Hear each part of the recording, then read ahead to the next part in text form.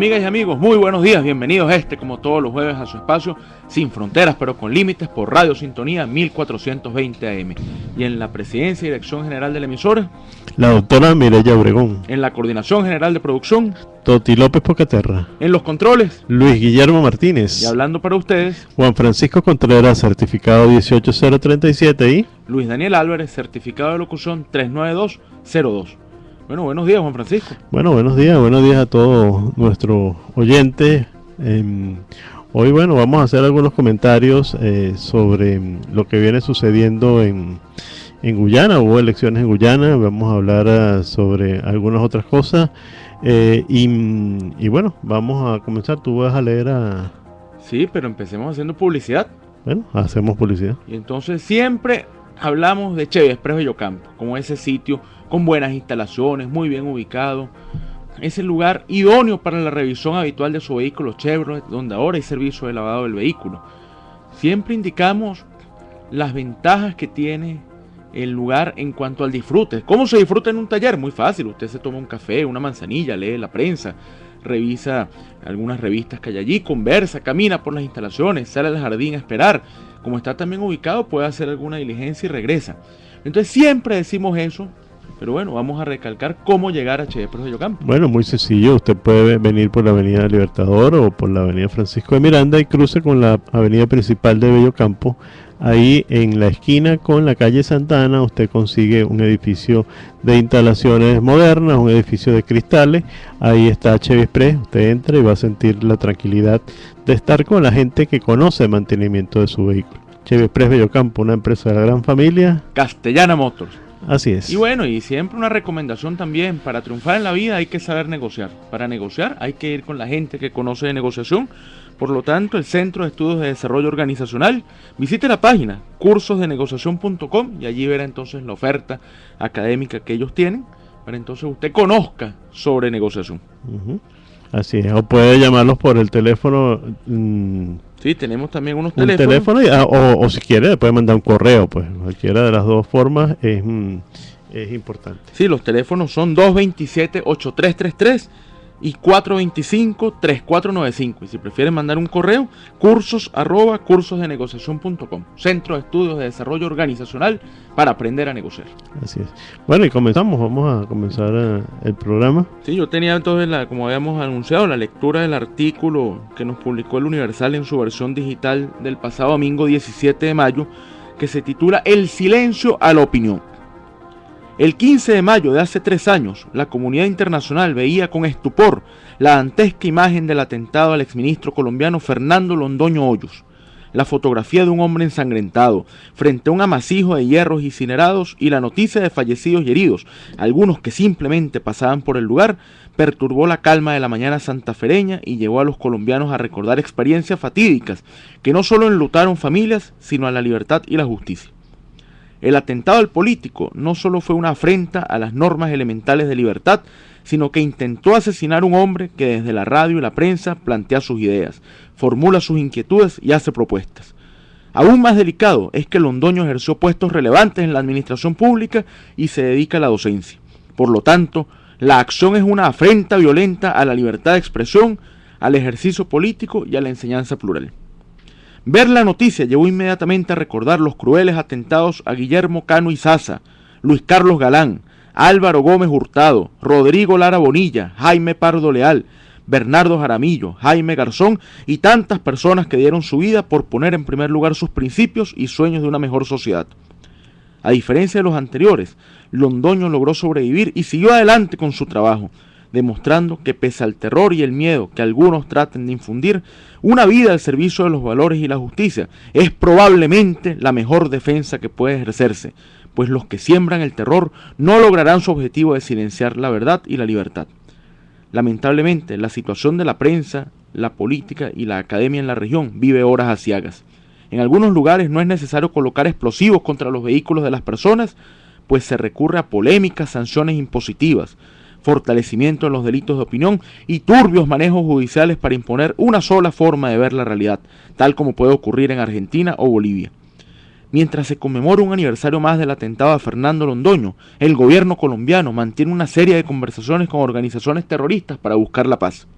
Entre tanto, las extorsiones, los ataques y los secuestros siguen estando presentes frente a una actitud poco coherente del gobierno de Juan Manuel Santos.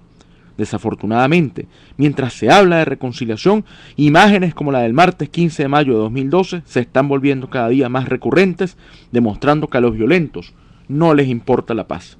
El artículo El silencio de la opinión, publicado por la versión digital del Universal del pasado domingo 17 de mayo. Bueno, yo creo que importante recordar que con la situación de violencia realmente pierden todos, pero quien realmente pierde más es la población, es la sociedad que se ve envuelta en cada vez situaciones de más o menos posibilidades de desarrollo tanto social como político. Así que unas personas de alguna forma piensan que el tema de la paz es un tema que debe valorarse para tratar de evitar que eventos como los que vivía Colombia en anteriores ocasiones pueda reeditarse.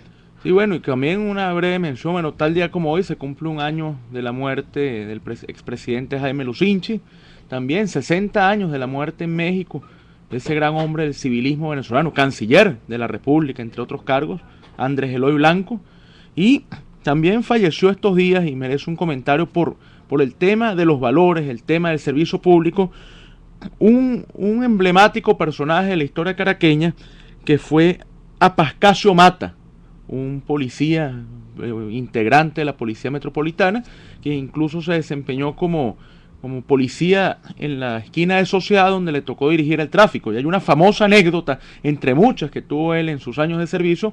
Incluso llegó a parar la caravana del presidente Luis Herrera Campins porque había cambiado el semáforo. Entonces los edecanes pidieron que la caravana siguiera, pero él dijo que había que esperar que el semáforo cambiara. Y eso generó entonces unos comentarios sobre el hombre que cumplía con su deber, y terminó incluso el presidente Herrera invitando a Pascasio Mata a un almuerzo en el Palacio de Miraflores, a premiarlo por su labor como funcionario público. Son a lo mejor esas historias caraqueñas e historias de país que indican lo que es el servicio público, lo que es la dedicación. Sí, policía ejemplar. Sí. Bueno, y vamos a hablar entonces del tema de Guyana, un tema que es bastante interesante en nuestro país debido a además de ser vecino, hay una disputa territorial y hubo elecciones en Guyana. Y hay un nuevo presidente que por cierto fue felicitado por el señor Maduro, quien en la comunicación también manifestó su interés en hablar del tema del territorio Esequibo. Bueno, la oposición, el hecho concreto es que Guyana es un país con una peculiaridad. Los partidos políticos responden a temas étnicos, a temas incluso poblacionales. Uno ve aquí los partidos en Venezuela y usted encuentra personas de distinto origen, de distinto proceder. En Guyana no, en Guyana fundamentalmente hay unos partidos que se focalizan en los que son descendientes de la gente que vino de India. Recordemos que Guyana fue una colonia inglesa durante muchos años, personas que son descendientes allí de las poblaciones que vienen del África, otros grupos locales. Entonces cada uno estructura su partido y por eso hacía muy difícil que pudiese haber cambios. De todas formas, la historia guyanesa ha estado llena permanentemente de vicisitudes, y una se dio hace algunos días cuando un proceso electoral parlamentario llevó a que una coalición opositora lograra sacar del poder al Partido Progresista del Pueblo, que era el partido que tenía más de 2 décadas gobernando. Ahora, partido que ahora pasa a la oposición porque la coalición formada por la Alianza por el Cambio y la Alianza por la Unidad Nacional logró ganar. ¿Cuál fue la diferencia? Todavía hay personas que dicen que si el voto verdaderamente tiene un efecto en concreto, sí lo tiene. Fíjese que la coalición entre estos dos partidos logró obtener 207.200 votos frente a 202.694. Es decir, si hay una incidencia del popular, si hay una relación que puede indicar que votando se cambian los gobiernos.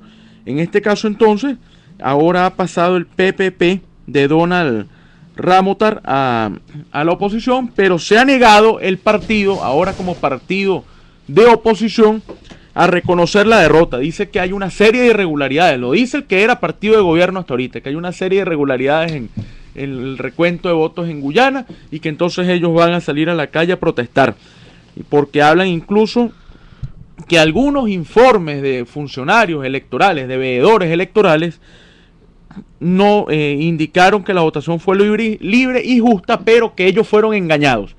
Habría que entender la magnitud de lo que ocurre, porque lo está diciendo el partido de gobierno que tenía 20 años gobernando, o siendo el partido más influyente, y que entonces era lo mejor el que tenía el ventajismo, y le ganaron los guyaneses. Creo que es un hecho significativo que ahora esté diciendo que no reconoce los resultados. Creo que el escenario guyanés no es fácil, no sé hasta dónde puedan llegar esas uniones entre dos partidos que tienen intereses concretos, pero quisieron un punto, una coyuntura, que era ganarle las elecciones al partido progresista del pueblo, y lo consiguieron. Perdió el oficialismo en Guyana. Sí, interesante la situación política de Guyana y veremos cómo esto influye en el tema de la reclamación venezolana sobre el territorio Esequibo. Vamos a estar pendiente con respecto al tema de o cómo visualiza este nuevo gobierno el tema del Esequibo, ya que vimos que el anterior presidente estuvo muy activo en el tema de hacer concesiones petroleras, no solamente en el territorio de reclamación, sino incluso en la plataforma continental, en áreas que solapan lo que sería la salida de Venezuela hacia el Atlántico, que se genera a través de las bocas del Orinoco, a través del territorio en reclamación, incluso el territorio venezolano que no está en ninguna disputa, como es el tema del delta del Orinoco. Bueno, para complementar, que veamos que fue tan poca la diferencia que la coalición ganadora va a tener 33 de 65 escaños en el Parlamento, mientras que el PPP, que fue gobierno hasta ahorita, va a tener 32. La diferencia es un parlamentario. Entonces allí puede dar de qué hablar la situación, por lo tanto va a obligar a que se mantenga esta coalición, porque entonces podría haber cambios a nivel parlamentario y eso facilitar entonces que el PPP pueda llegar nuevamente a controlar. Pero sí es una debacle electoral la de ese partido. Sí, y más porque tiene tanto tiempo siendo partido de gobierno. Incluso veíamos cómo funcionarios se rotaban en los cargos, y incluso la presidencia fue de manos de un presidente a manos de la esposa de un presidente, y hubo cambios que hemos estado hablando en otras ocasiones en otros países similares a lo que sucedía o lo que sucedió en Guyana. Bueno, entonces, insisto, yo creo que el mensaje que queda por debajo es que votando las realidades pueden cambiar. Así es. Bueno, podríamos entonces hablar un poco de otro tema que habíamos pero dejado. vamos a escuchar algo del Esequibo, ¿no? Ah, bueno, hablando de Esequibo. Después viene otro tema que había quedado en el tintero la semana pasada. Escuchemos sobre el Esequibo.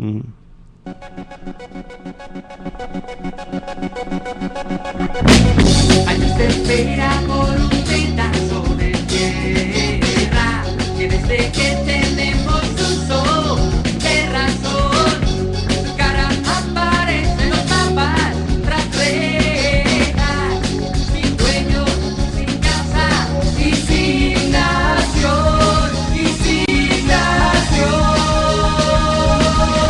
Oiga, señor, busque su identificación para que sea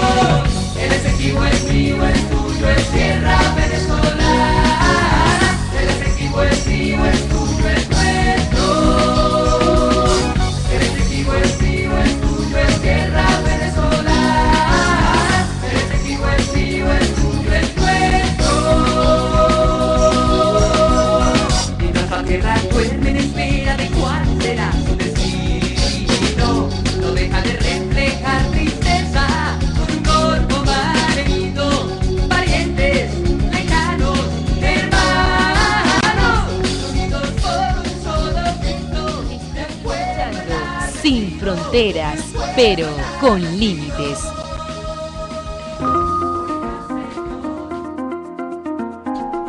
Bueno, y estábamos escuchando Témpano con su canción del Esequibo, y les recordamos a ustedes que pueden comunicarse con nosotros a través del 264-1494, 264-1619, o a través de la página www.radiosintonía1420.com.be. Ahí encuentran un chat y pueden enviarnos algún comentario, alguna pregunta que ustedes tengan a bien formularnos, y trataremos entonces en lo posible de responderla para información de todos los radioyentes. Así que a través de esos datos pueden comunicarse con nosotros.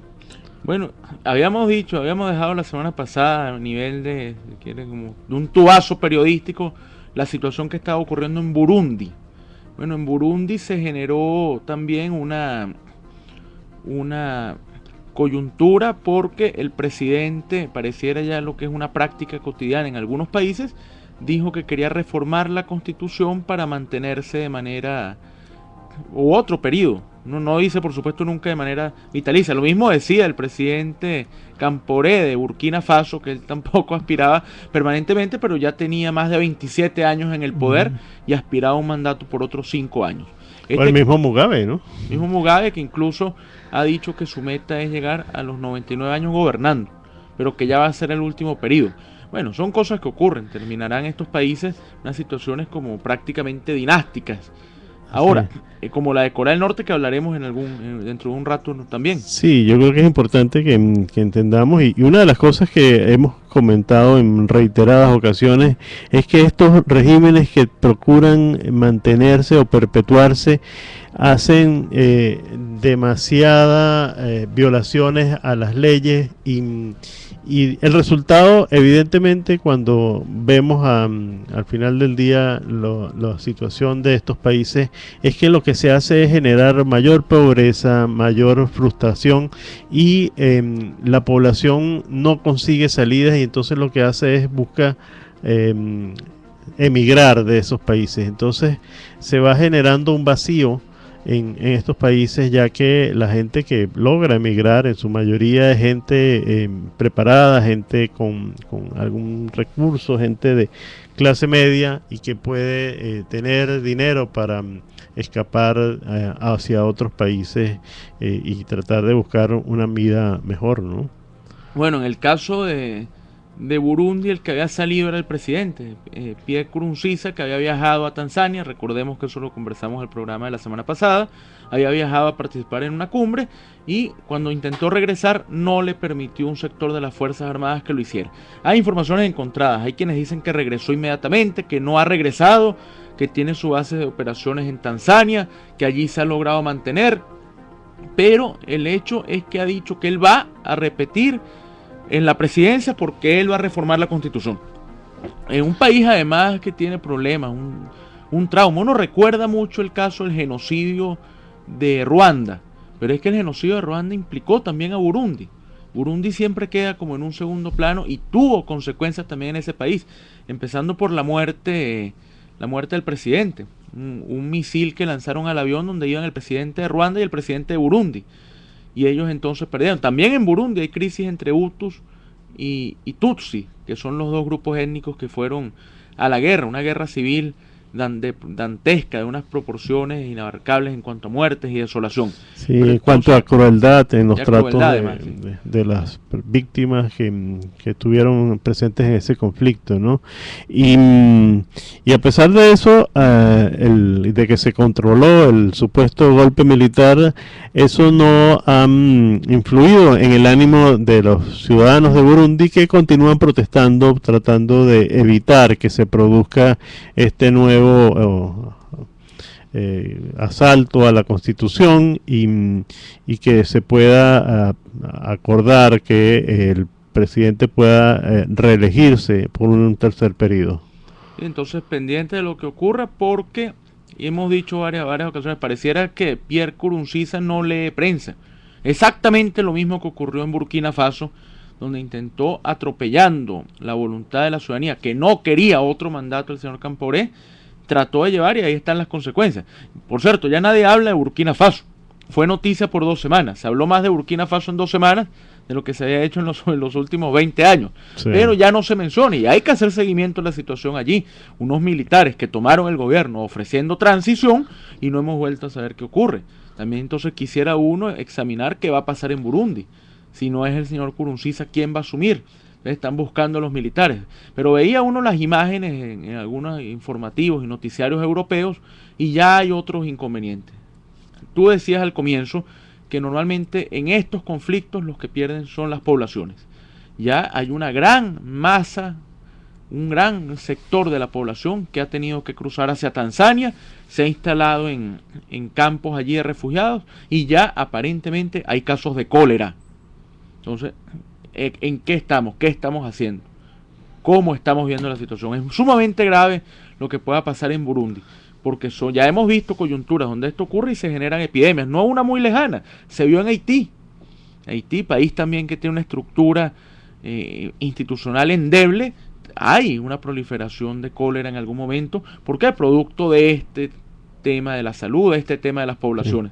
Y todo eso generado por tener presidentes que pretenden perpetuarse en el poder utilizando todos los recursos del Estado para mantener el poder y evidentemente que se olvidan del resto de la población. El resto de la población pareciera que pasa a un segundo plano y esto lo que hace es generar enfermedades, generar falta de desarrollo, falta de oportunidades que bueno, generan las constantes crisis que vemos en muchos países africanos que no logran avanzar debido a que personajes utilizan el gobierno para perpetuarse en el poder y no para atender las necesidades de las poblaciones a las cuales supuestamente representan y gobiernan, ¿no? Bueno, nos escribe el señor Roger, uno de los mejores programas en esa emisora y el mejor en su estilo. Sin fronteras pero con límites, siempre al día con análisis críticos apegados a los hechos. Para ambos mis felicitaciones. Gracias al señor Roger por su comentario. Roger, sí. Y la señora Elena Juárez también. Escuchándolos atentamente, siempre atenta. Gracias para ambos. Me mantienen al día con respecto a lo que pasa en el mundo desde Latillo. Un saludo a la señora Elena Juárez y a todo el pueblo de Latillo. Así es. Bueno, hablamos un momento de estos presidentes que se perpetúan, nos hace indicar, abordar el tema de Corea del Norte, que cada vez genera más de qué hablar. La última fue, o sea, si uno creía que no podía haber algo más fuerte que lanzar a una persona a una jauría de perros hambrientos, bueno, lo vimos la semana pasada cuando fusiló a un ministro porque se durmió. Y lo fusiló con un lanzamisiles.